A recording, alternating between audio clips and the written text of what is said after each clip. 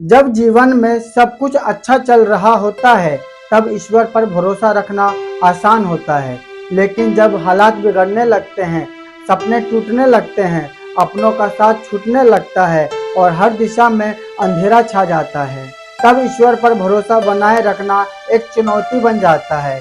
इस वीडियो में हम बताएंगे कि ऐसे कठिन समय में भी ईश्वर पर भरोसा कैसे रखा जा सकता है और ये विश्वास कैसे हमारे जीवन को फिर से रोशन कर सकता है। ईश्वर की योजना हमारी समझ से परे होती है।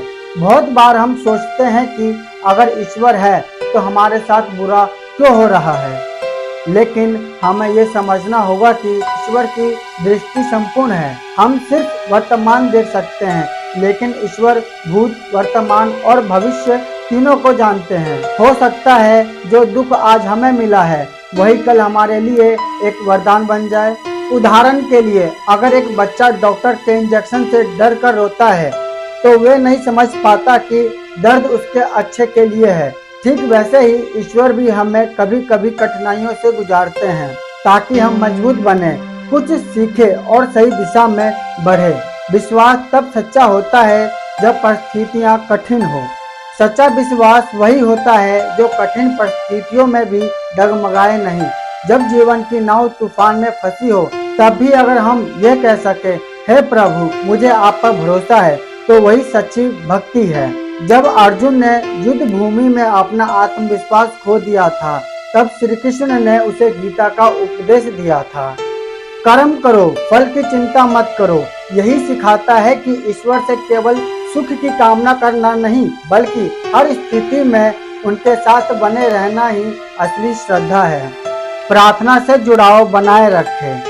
जब मन टूटता है तो कई लोग प्रार्थना करना छोड़ देते हैं, लेकिन वास्तव में यही समय होता है जब हमें ईश्वर के और भी करीब आने की जरूरत होती है। रोज कुछ समय शांति से बैठकर प्रार्थना करें, अपने दिल की बात उनसे कहें, वे सुनते हैं, बस हमें धैर्य रखना होता है। प्रार्थना सिर्फ कोई मांगने की प्रक्रिया नहीं है, बल्कि यह आत्मा का संवाद है। परमात्मा से जितना अधिक हम उनके साथ जुड़ते हैं उतना ही हमारा मन स्थिर होता है और टूटे हुए सपनों में भी नई उम्मीदें जन्म लेती है। धैर्य और समय ईश्वर की भाषा।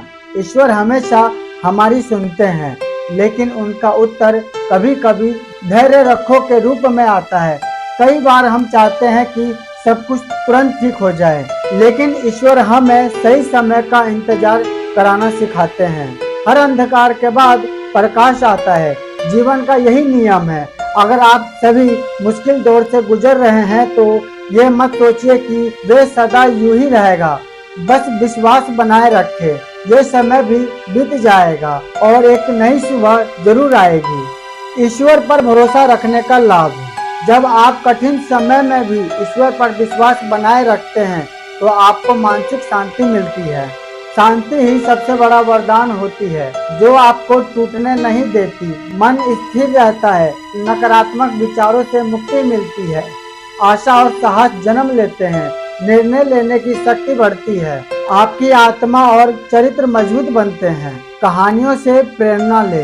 धार्मिक ग्रंथों और संतों की कहानियां इस बात का प्रमाण है कि जब सब कुछ खो जाता है तब भी ईश्वर अपने भक्तों का साथ नहीं छोड़ते।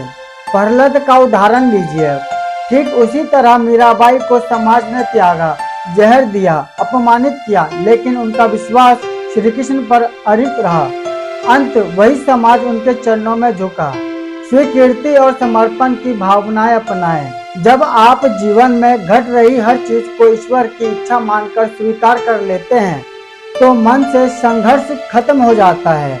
आप पीड़ित नहीं रहते, बल्कि एक सार्थक बन जाते हैं। संपन्न का मतलब ये नहीं कि आप कुछ करें ही नहीं, इसका मतलब ये है कि आप पूरी मेहनत करें, लेकिन फल की चिंता ईश्वर पर छोड़ दे।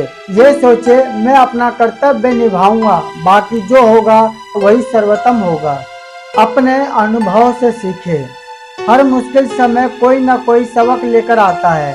अगर हम उसे समझ ले तो हम सिर्फ दुख से नहीं गुजरते, बल्कि आत्मा की यात्रा में आगे बढ़ते हैं।